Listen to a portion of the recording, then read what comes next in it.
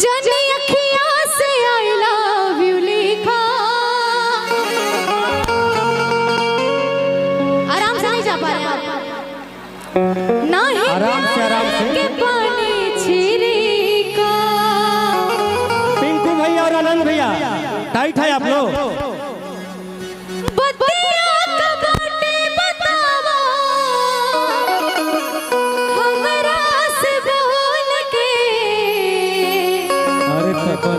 हमारा हीरो के हीरोइन के अकल अपना हीरो संगे हीरोइन वाला रोल के, हीरोइन वाला रोल के।